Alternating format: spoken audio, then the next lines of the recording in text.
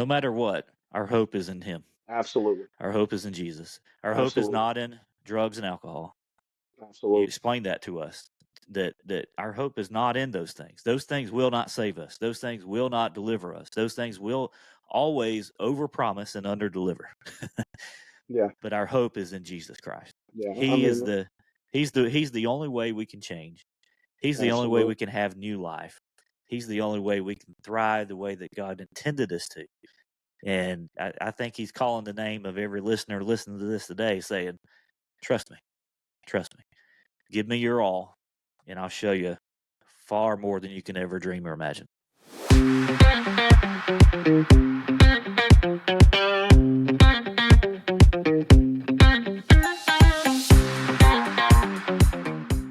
Hello and welcome to another episode of the RevRx podcast. My name is Chad Potts and I'm your host. Happy New Year to you. This is the very first episode of 2025.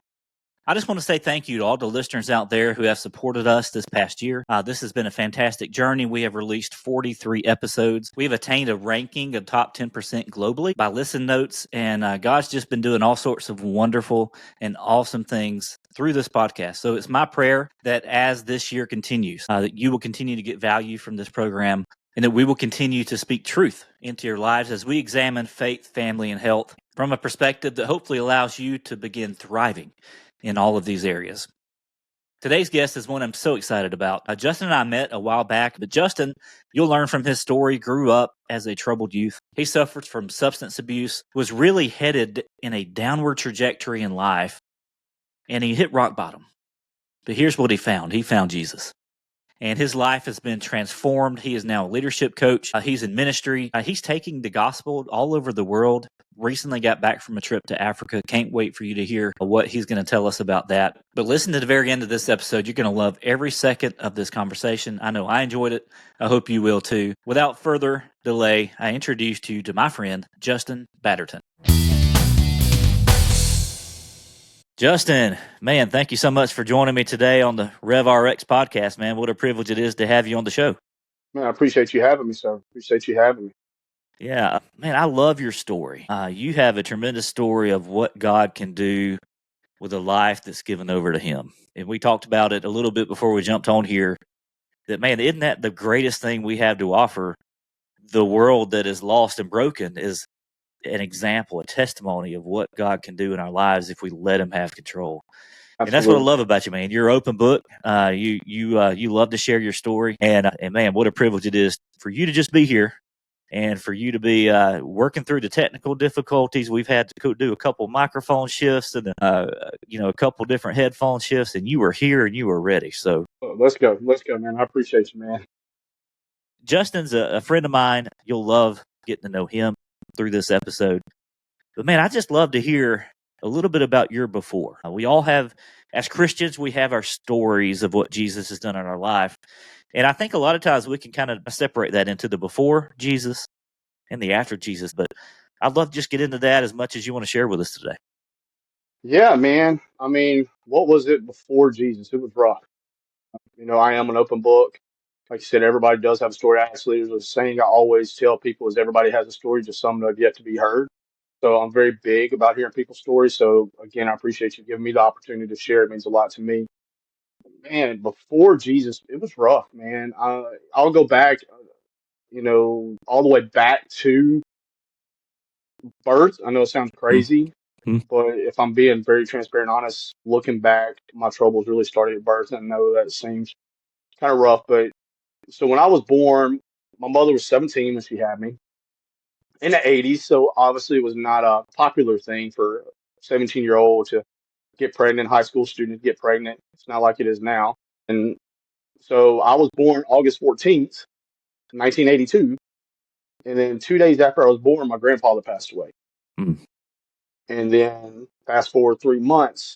So that was my mother's father.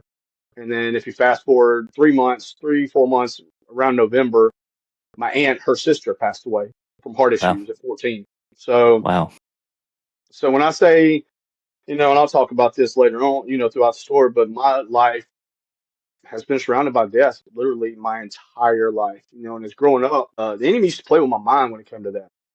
especially, in my younger years and my before Christ, and enemy loved to play tricks with you. And it's going to sound crazy, but I would say I was a devil child because when I was born, two people died.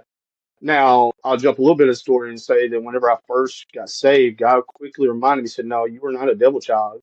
If it wasn't for you, your family wouldn't be where they are. Your grandmother wouldn't have made it. Your mother wouldn't have made it. And so I went through a lot, growing up all the years. I mean, in that little time, great grandmother who helped raise me passed away. Other great grandmother passed away. So I was kind of surrounded by death a lot. Yeah. And it later on really affected my life. But then kind of fast forward, my biological father was really in and out of my life. And I'll be very open with it. It was a rough part of my childhood. I love my dad. Me and my pops now, we have a great relationship.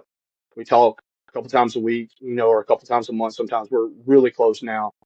But in that early years, it was rough because he wasn't there. My adopted father, who I call him dad, he adopted me from my biological father. So I always had a mother, same mother, but my adopted dad adopted me from my biological father when I was 5. Gotcha. And I still remember vividly. People don't understand what, with our kids, how good their memories are. But I still remember 5 years old being set down, got checked out of school, and being set down and got asked by a lawyer or a judge in the kitchen in my house, do you want him to be the father? I was like, yes. And so he adopted me, and we moved, and and for the most part, I had a good childhood. It was a little rough. There was a lot of rough emotional side of things, and it got rough. But when I was about 10, my parents got divorced. So they got divorced. Again, my biological father at that point had been in and out of my life, more out than in. And when I was 10, my parents got divorced. And going back to being young, I remember the conversation. I was pulling out of the driveway, and my dad looking at me said, hey, you're going to have to be the man now.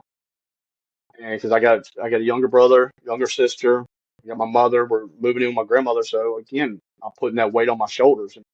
Yeah.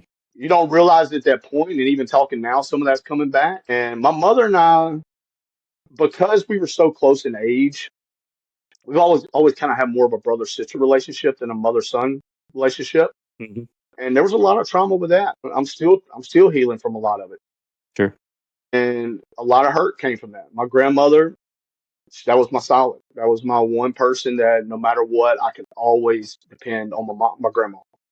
Every Friday, she would check me out of school, and she would take me to go get TCBY. I don't even know. I think I've seen one here where I'm at. We got one TCBY, but those are rare. Them 80s, 90s people understand. Yep. Yep. TCBY was the thing. So we would Good go to stuff. TCB. Yeah, we would go to TCBY. I would stay with my grandmother on the weekends, and that was just my time with her. Hmm. And my brother and sister, they came some, but even in then, as I'm thinking about it, like I love my doctor, I love my dad, my family, I do. But if I'm again being transparent, this is my story. This is the way people see stories. This is why I'm so big on stories. Is we have to look at it from the lens of the teller, right?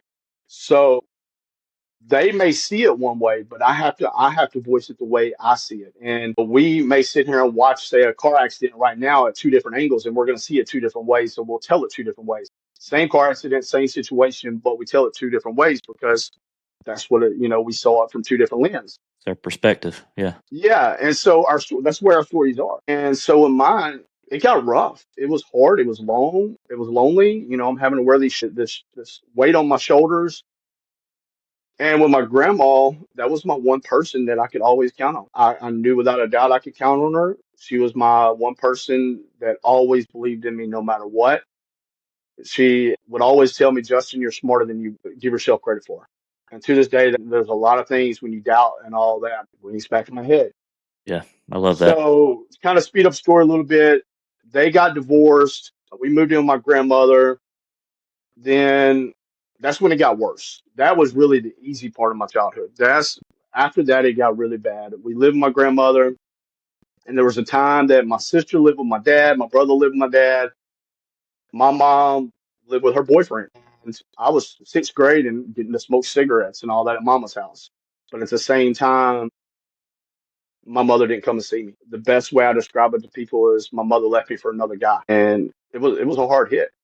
Going Yeah. back to that was my grandmother. My grandmother was the one that I could always rely on. And even my other grandparents on my adopted dad's side, I was kind of the stepchild. They loved me, Yeah. but I didn't get invited to the family vacation like my brother Mm. and sister. So I was kind of left out. I was What separated. wasn't the same. Yeah.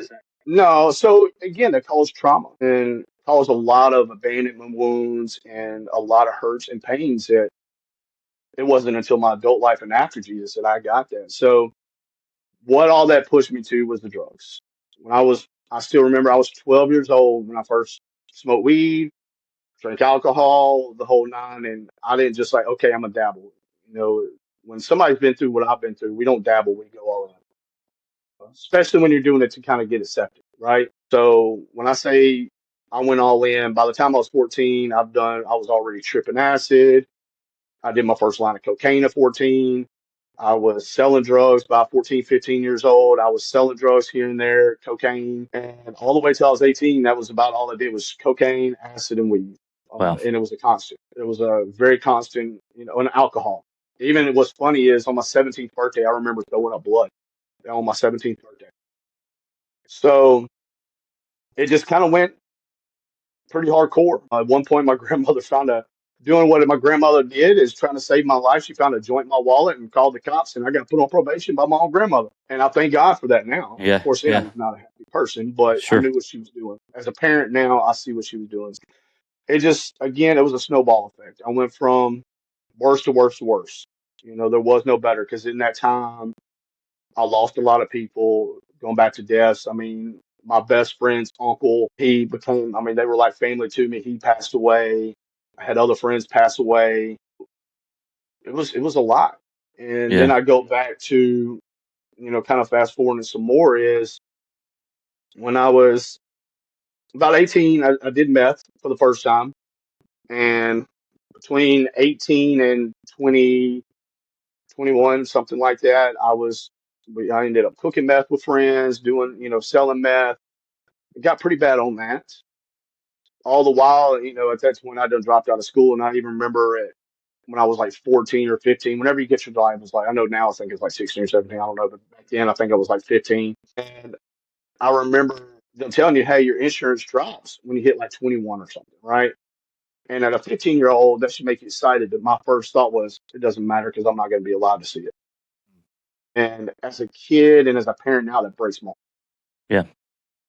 And that was just my life. That was kind of how I went every day. I went pretty hard between selling drugs, doing drugs. I got clean for a little bit here and there. My first introduction to Jesus was when my grandmother turned me in for that joint. I got clean for a little while. My uncle was a youth pastor.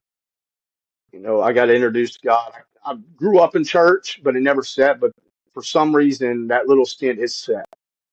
And of course, I ended up going back to my own ways, but that seed was planted. And I thank God for my aunt and uncle. They were praying over me all my life. Well.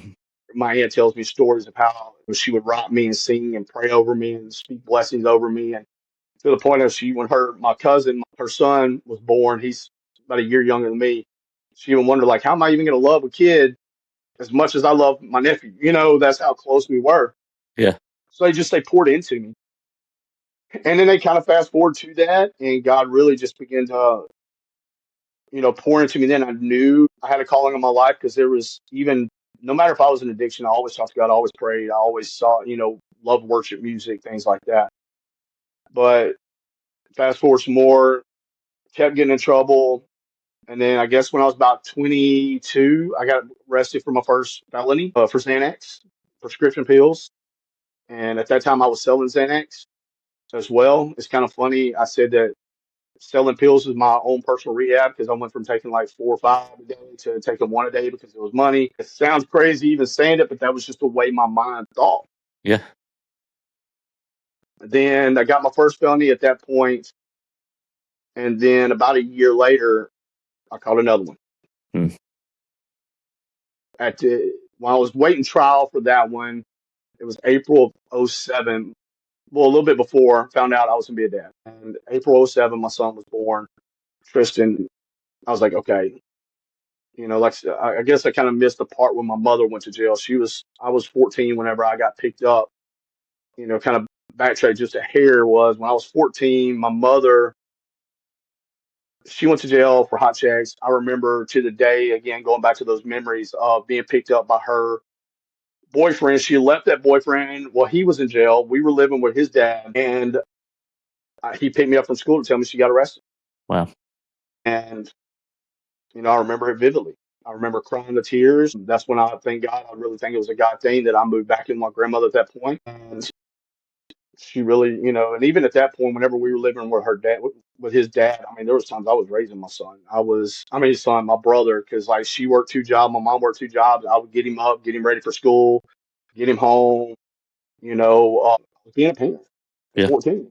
Yeah. I was in junior high. Grow up fast. Yeah, and so went to that, and when she got out, there was times that we were doing drugs together. There was times I did drugs with my own mother. Actually, when she got out of jail, I talked her into going buying weed for me, and you know, it was just that time in life. And so fast forward, I got my second felony. Now I will say my mother's changed. She's not like that anymore. I don't want to. I'm not trying to drag my mother, but again, it goes to my story. I love my mama, uh, and she has changed Yeah. a Good. lot, thank God. But when I was about 23, I got my first felony charge, second felony charge shortly after. And like I said, I was waiting on trial, and my son was born, Tristan, It was April 5th of 2007. And I was like, all right, I'm not going to be this way. I've got a son. My son's not going to see that side of me. Like, I saw my mother that way. I Yeah. wanted to be different. Right. So I got into the program, Adult and Teen Challenge, which is, if people are not familiar with it, it's a program to help men, women, and off of drugs and alcohol. It's a faith-based program. God used that program to save my life. It's not your typical AA, and look, that works for some, but this is you get Jesus. You eat, sleep, and breathe the Word of God. You get, it's discipleship training. It really is. You're there for, 14 months, 12, 14-month program. Then you have to do an internship. So, like, it really, God used those things. So I was like, all right, I'm going to go here. Had it booked, going, everything was set, and then I was supposed to go to court. We'll just kind of fast forward a little bit. This a month later. All right, I'm set to go on a Friday, and then on Friday of that Friday, I called the director. I was like, "Hey, I've got court on Tuesday. I don't know if I'm going to prison for 5 years or if they're going to let me come here. So I don't want to pay this money and then have to go." He's like, "All right, I understand. Be here Tuesday morning. No problem." And it just crashed after that. That was Friday, Saturday, party, Sunday. From that point on, honestly, I don't remember much. I do not, because so Saturday was a party. Sunday, I remember being at the lake and kind of enjoying my last things. I had my family fix a whole Thanksgiving dinner for me early on, just so we could have that moment because it was gonna be my last one for a while. And I get a phone call from my son's mother, and my son's in the hospital and they ain't looking good. So this shows you kind of how bad it was. Instead of going to the hospital, I stopped to get drugs first.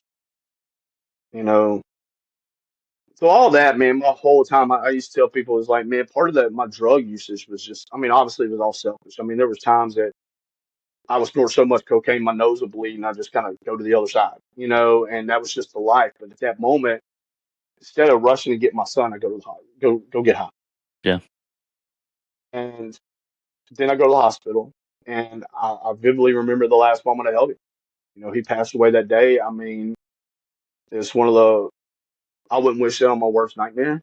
I remember the stickers that was all on him. There was actually a sticker, and I could be, again, it's a blur, but I almost vividly remember a sticker saying "press here" to help, and the people were taking turns pumping his chest. And the mother's dad, and all of us were in there. The doctor came in and said, "Y'all are gonna have to make a choice." And thank God for that, man, because he was like, "Look, they can't make this choice. You cannot make these kids make that choice." And he said, "We trust you. Make your decision." And we had to pull the plug. Yeah. And here I was getting my life together for him, and everything was ripped out from me. And so when I say everything's a blur that week, everything is a complete blur. I went the next day again that night, went got high, went and stayed with a girl, and you know was not living for Jesus. Obviously, she's a friend and she's was there for me in that moment. And then the next day, Monday, I got pumped so many drugs I don't even remember anything. All I remember is sitting outside my grandmother's house and everybody just giving you free drugs to try to help you numb the pain. And of course, later on, I found out that did not help at all. So that was a Monday. I'm loaded drugs. Tuesday, I wake up, go to court. Again, I know if I'm going to adult and teen challenge, I'm going to prison for 5 years. Thankfully, the judge, she allowed me to go to prison. I mean, go to adult and teen challenge, and I left there about 2 o'clock. 4 o'clock, I'm in my son's wake, and I remember seeing the casket. I mean, he was a month and a day. The only pictures I really have of him. I thank God it was the first time that his mother let me just keep him, and as he was smiling, I'm playing with him and all that at the house, and she the next day, keep me crying over here. I'm trying to keep it together, but we went to the wake. I remember seeing the casket. I'm not going to go in vivid because I know it could be triggering a lot for a lot of people in this. But the next day, went to the funeral. 10:30 in the morning, went to the funeral. That night, partied all night, and then Thursday morning, woke up. My mother woke me up, drove me to Teen Challenge. That was it, and that is where God met me. When I say He stripped me of everything, He stripped me of everything. Because even in there, when you're in that program, in which I believe in this because I experienced it and I was at my worst, but like I couldn't talk to my mother, my family, or anybody for the first 2 weeks at all. Yeah. But even going through that, I was not allowed to talk. My son's mother, since we were not married, I was not allowed to speak to her the whole year. Now, Hmm. there was a couple interns that they broke the rules by allowing me. She came to a car wash we were doing, allowed me to talk to her, and I think it was the Saturday before Father's Day, so it would have been my first Father's Day with him, and they broke the rules, and I really think it was a God thing. And so, but he really stripped me of everything, and I had nothing but him. Hmm. I had nothing but God, and so I just spent those 2 weeks really just first wondering if I was crazy, Yeah. because I'm walking into worship music, and I hung out kind of in the rough parts of town. I was like, what is this garbage I'm having to listen to? You know, I'm not going to make it a year. And I mean, God knew what I needed. He really did. And in the moment, he really stripped me of everything. And all I had was him. He was the only Yeah. person I could talk to outside of the guys within the dorm. And, men could be very macho, Hmm. but I'm going to tell you something. Those guys right there circled around me and held me up. There was one night I remember bawling my eyes out, and the guy just kind of really laid beside me in my bunk and just let me cry. And it's in that moment, man. I wouldn't be who I was if God didn't put those people in my life. So, Yeah. and Wow. then just really, kind of really gave my life to God fully. Hmm. Wasn't long after that, I remember telling God. What's funny, side story, is the church that they went to was the church I grew up in as a youth pastor. My uncle's a youth pastor in. Wow. Typically, you don't go in your hometown, Yeah. but because of my situation, and that was right after Katrina, so they were just building up New Hmm. Orleans Center again. 'Cause I'm in Right. Louisiana, I'm North Louisiana, New Orleans Center, obviously South Louisiana. The New Orleans Center was right there in the midst. I mean, it's in the Ninth Ward, so it was right there of the worst part of Katrina, and they were just opening it back up. So, like, typically, I'm not supposed to go to my own hometown because, again, the neighbor of that center, I used to get high with and work with. So, like, I could have done anything. I had every chance to mess up, but Yeah. I was on a mission, and I don't know where I was going with that, but like in that moment, all I had was God, and I knew this was what I was going to need. So Yeah. I fully gave my life to God. Well, and it's one of those moments where we don't realize he's all we need until he's all we've got. Mm-hmm. And That's right. brother, you've been through it, and I appreciate you being transparent, vulnerable with us, kind of rehashing that story. I know that's not comfortable, and I see you get emotional, going through some of that. But I'm reminded of how good God is because the Justin Batterton that experienced every bit of that, all the loss, all the grief, all the drugs, all the legal issues, all of that is the same one that God's using in a mighty way right now. Absolutely. He's And good. I'm reminded about how many times God works that way in the Bible. Hmm. It's not the qualified, it's not the people that seem like they have it all together that God goes to use in a mighty way, right? It's the guys who realize that they don't have anything without Him. And it's a powerful story, man. And I'm here to tell you, man, that story is going to change so many people's lives because so many people can relate to various aspects of that story. So I appreciate you telling it, and I I appreciate appreciate you you, allowing me. yeah, being able to broadcast that to people who may find hope through your story. Because here's what I want to share. You had a lot of moments where the story could have ended there. Quite a few. Could have ended there, but your story did not stop there. And I'm reminded of a couple truths. Number one is that you can never outrun God. No, it never worked. And it's one of those things where I think we were like, well, God couldn't possibly love me because of everything that I've done. I hear that a good bit. Well, God can't love me because of all that I've done. And your story reminds us that no matter what we've done, that we can be redeemed, that Absolutely. we can be made new, Absolutely. and that's a powerful reminder of the grace of God that He meets us where we are. So many times I meet people that feel like they've got to clean up to come to God. That's not what you found, was it? No, I tried. That's the thing is like I tried to clean up. I tried to do it my way, right? He didn't want me that way. He loved me who I was, where I was. That's his grace. That's his mercy. If we Yeah, try to clean up, then it's almost like we're robbing him of his ability to show his power. We're robbing him of his ability to show his love, his grace, and his mercy. I mean, he always has it, but like we're not giving him a chance to be the God he is.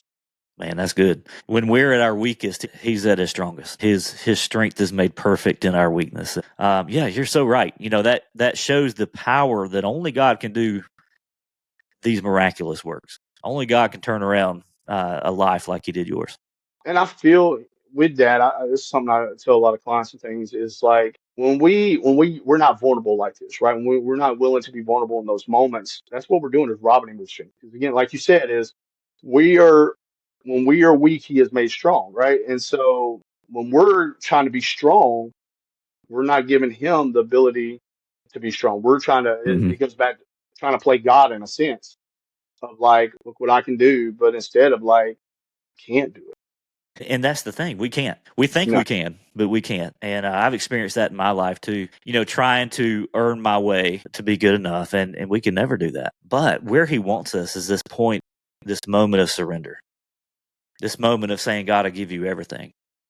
And you may say, well, I don't have much to give. Well, that's okay. Give Him what you have. I'm Yeah. reminded of Jesus watching the lady who was giving in the temple. She gave her the last of her money or the last of her coins. And, some other people were coming and giving a whole lot more money, but it was not all they had. And he remarked about the faith of that woman. And Yeah. even though she Absolutely. didn't give that much, she gave all she had. And I believe that God's moving each and every one of us to that moment of surrender, that moment of saying, God, I give you everything because I can't be good enough on my own. I need your help. And, you had that moment. You gave it over to God. Your life turned around. And Justin, God's using you to do some pretty cool things these days. Tell us about the after part of your story. You're into a couple cool things, but man, I'd love to hear about your coaching and kind of where God got you Yeah. there, and then you just got back from Africa, so I'd love to hear about that too. Yeah. Yeah. No, there's a lot, and that's the thing is like going back to God using somebody. I shouldn't be where I am. Statistically, honestly, if you look statistic wise, I mean, you got the fatherlessness, the mother's been to prison, all those things. I should be a statistic. And I tell people all the time, it's like, I am not a statistic. I am a child of God. I am who I am because I am who he made me. Right. And as much as I hated all those things and it stunk, it all served a purpose to make me who I am today, right? Yeah, amen. Obviously I would love to have my son back and all, but it made me into who I am. So Yeah. since I gave my life, I stayed on. So I completed the program. So like I said, it's 12 months, 12, 14-month program. And I remember going back to running from God. I tried running from the call. I really did. I did not want to, and I was really faced with it's either you stay on as an intern or you go to prison.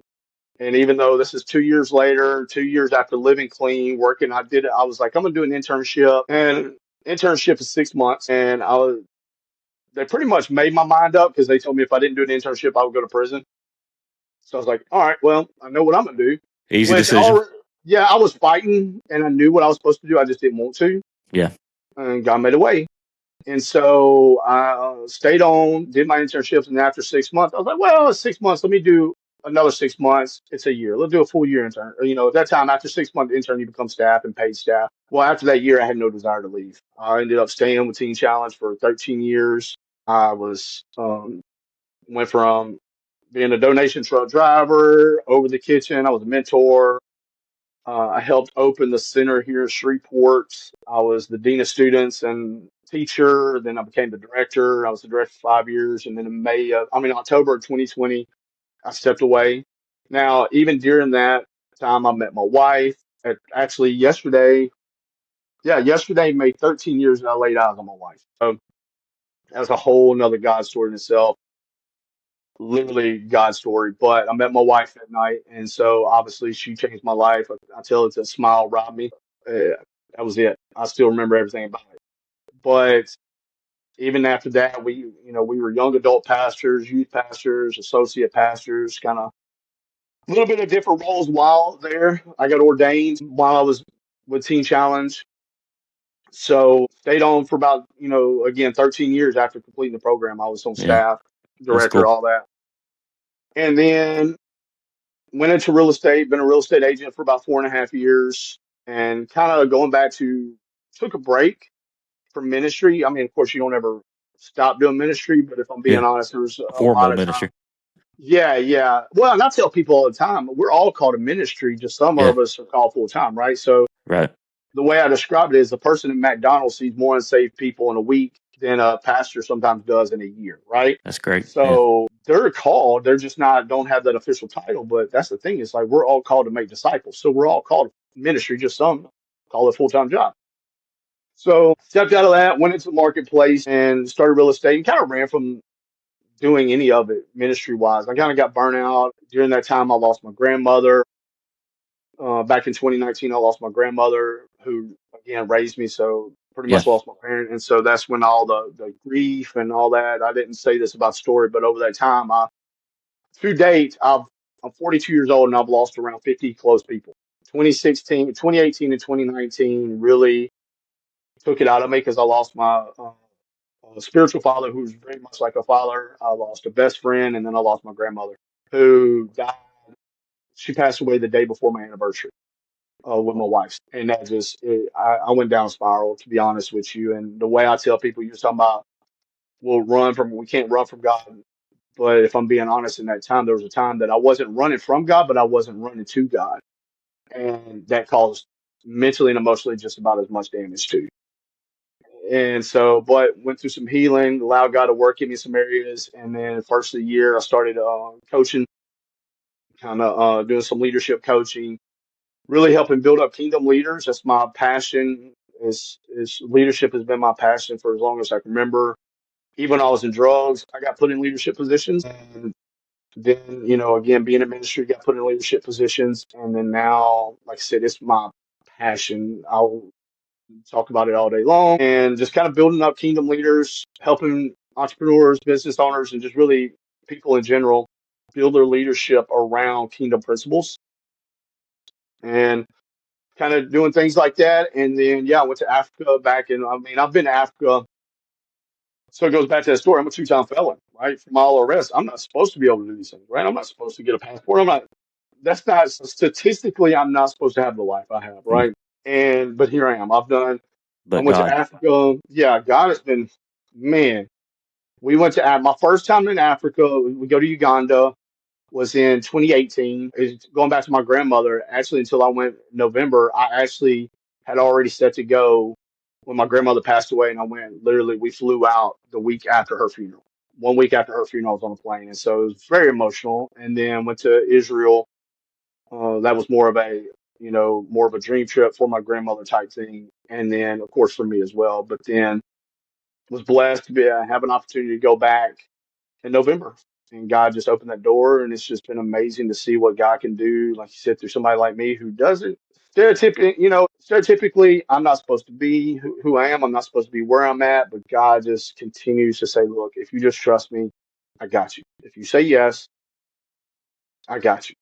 Yeah. He can open doors that we could never open on our own. We just got to fully surrender Yeah. and say That's it's it. His. That's the Say ticket. yes. Say yes. But yeah, we were in Africa, saw some amazing, amazing things. We go to with a ministry called The Mandate, and some amazing people over there. What's God up to in Africa? Man, God is, people wonder about that. They're hungry. They are hungry. We were blessed. We actually we preached about 9 times in 7 days. So we were rocking and rolling. And we watched God move. We saw 63 salvations, Man, gave out 100, well over 100 Bibles. I mean, probably ministered to almost 2,000 people, give or that's take. Went to awesome. a prison. Look, even in the prisons there, it was mind blowing in the prisons how structured they were to watch. And the way the Uganda prison was, like, they have a tent. The church is a tent in the middle of what they call the grounds, so it's like a box and you're in the center. So whether you come or Gotcha. not, you hear Jesus. Yeah. And we saw about 18 saved that day. Man, We saw, it's going to be hard for people to grasp this, but we legitimately saw a 5 loaves and 2 fish miracle. There was only enough food for about 150 people. And it ain't like you can go to the grocery store. It ain't like, oh, you just want to know. There ain't no grocery store. There ain't no, where we go is a very remote, very impoverished. I mean, there's, the ministry we go with, they're the only presence, especially in that village. They have a kind of a compound where they hire within the community. They've got a sewing school to help the ladies learn. They're just going to start a construction, kind of a trade school there mm-hmm. to help the guys. They've dug about 21 boreholes, which is kind of like a well. I mean, you pump your Mm. water. It's not your normal trip. It ain't a fancy trip. Like I'm taking the same water I'm pouring in the toilet to gravity flush. I'm dumping over my head to take a shower. But Yeah. but we, like I said, saw that there was out of we sit there and only had enough food for 150 people, but somehow fed healthy a lot, around almost 800 people. And when I say That's a lot, incredible. is Well, when I say a lot, their one plate is about the size of our Thanksgiving plates, double. Like they eat, but it is a very poor country. There's just what you would imagine, barefoot, yeah. but they're hungry. Like I said, they really wanted God. The services were just so, man, God was so good. And I've been able to be so many times and watch God move in their lives. We actually saw a couple Muslims give their life to Jesus. So they're hungry. They're hungry, and it's powerful over there. Well, and I see that God is reaching prisoners in Africa Yeah.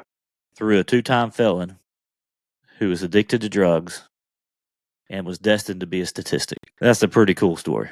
It's sometimes hard to believe. You don't think about it. A lot of times when you're living your own story, you see all the bad that you go through, and you don't look at all the I guess the light that everybody else sees. Well, Everybody's and got a story. yeah, God's always at work, even Absolutely. when we don't realize it. He's always working. Justin, he was working on you, planting those seeds all along the way that you'd mentioned. And I want to encourage those out there. Maybe you're planting seeds and you're not seeing them come to fruition, but God will water, God will make it grow, and He will make it grow in His timing, right? Yeah. And Well, and I tell people, everybody loves to quote Jeremiah 29:11 and 12. And look, everybody loves that verse, for I have a hope in the future, right? Plans to prosper you, not to harm you, right? But what people don't realize is as we're quoting that scripture, we don't look what happened before. Because right before that, in the same chapter, just a few verses before, they're in captivity for 70 years. And he's literally telling them, you're going to be there for a while, but I have this for you, but you're going to be there for a while. Just seek me with all your heart as a vital necessity. yeah, And that's a big thing is like when you seek him as a vital necessity, just as if you seek out water in the desert, if you seek him with that, He's got all these things for you. And so Yeah. we all want that hope in the future. And it's a great verse. And Hmm. but if I'm very honest with you, it's the verses before that and after that always touch me, because that's a great verse. It makes a great slogan on a t-shirt and websites and all that. But let's be real. Let's Hmm. not give people the false hope and let them understand that, man, these people are in captivity for 70 years. And he's telling them, like, you're going to be in captivity for a long time, but if you do this, you get this, and that's how you get it. And so Yeah. sometimes you got Yeah. to go through the mud to get to, get to see it. No matter what, our hope is in Him. Absolutely. Our hope is in Jesus. Our hope is Absolutely. not in drugs and alcohol. Absolutely. You've learned that, right? You've explained that to us, that our hope is not in those things. Those things will not save us. Those things will not deliver us. Those things will always overpromise and underdeliver. Yeah. But our hope is in Jesus Christ. Yeah. I He mean, is the only way we can change. He's the only way absolutely. we can have new life. He's the only way we can thrive the way that God intended us to. And hey, I think He's calling the name of every listener listening to this today, saying, "Trust me, trust me. Give me your all, and I'll show you far more than you can ever dream or imagine." Absolutely. We just got to say yes. And when we fully surrender to Him, that's the thing, is like we still, there's a old sermon illustration that, I use it a lot of times, but I always use a water bottle. Is when we try to hold on to something, we're still trying to rob God and trying to play our part. And I tell people, it's like if you had a here I'm it shows I preach sometimes, but I have always sermon illustration off top, right? But if you have a water bottle and say it's the cleanest, purest water known to man, cleanest water out there you will ever find. Mm-hmm. If I take a dropper, I take that one little bitty drop, right, and I put a one drop of sewage water in that water bottle. That 1% done messed up that whole 99%. And so as we're trying to hold on to that 1%, man, it's messing up so many other things when we just say, God, look, I can't do it no more. And that's what I did. Look, I tried with the drugs, alcohol, numbing the pain, the grief, the hurts, and man, it got me nowhere. Honestly, again, it came back to bite me years later because I tried to bury these emotions, and you can't bury them. They're going to come. And so that's when you just say, God, just take the wheel Yeah, and fully surrender to Him. He'll get you through it. yeah, It He'll ain't going to help be us. pretty all the way. So He doesn't promise it's going to be pretty. It's going to go be some mess, but at the same time, our church right now, we're actually in a sermon series right now called The Making of the Miracle. And a lot of times we focus on the miracle. And Pastor's always, Pastor Mark is always he's talking about like we always focus on the miracle. But a lot of times through that, we lose focus of the miracle maker and we forget what it took to get that miracle. Going back to that miracle we saw, the 5 loaves and 2 fish, that cook was terrified. How am I going to feed all these people? Like the Jennifer and the people that were over the mandate, everybody was kind of, how are we supposed to feed these people? Yeah, And God's like, watch this, So that's the thing. It's like you got to remember, He's the miracle maker. He got yeah. this. Bring Him our need, give Him our all, and He'll take care of the Absolutely. rest. So, well, Justin, I appreciate you, brother. You're doing awesome things in the world. Where can my listeners find out more about the coaching that you're offering and more about you in general?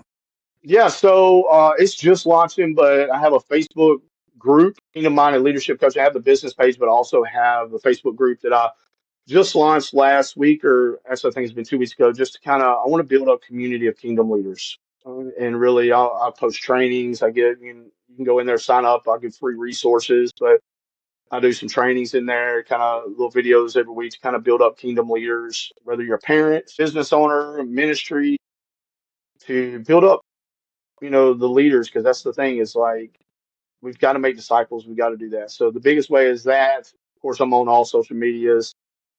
So yeah, but if you want to really connect and really hone in on the coaching side of it, it is Kingdom Minded Leadership Coaching. It's a Facebook private group, but you'll love what's in there. A lot of material. And I'll Still a drop lot the to link. learn. I'll drop the link in the Absolutely. show notes too for you. So, Thanks, sir. well, Justin, awesome conversation. We give God all the glory, of course, and just appreciate you being vulnerable with us, sharing what God's done in your life, sharing your before and after. And I hope every listener out there can listen to this and be encouraged by what God has done in Justin's life, but not just sit back and say, well, that's Justin. Let's say, what can God do in my life if I'm surrendered to Him? So Thanks, brother. Keep doing great things in this world, and we'll be in touch, man. I appreciate you, sir. Thank you for listening to the RevRx podcast. We hope you enjoyed what you heard today, and if so, we'd love it if you would hit that subscribe button so that you'll never miss a new episode from us. Also, feel free to leave us reviews and comments, as we'd love to hear from you. Be blessed and be the very best you.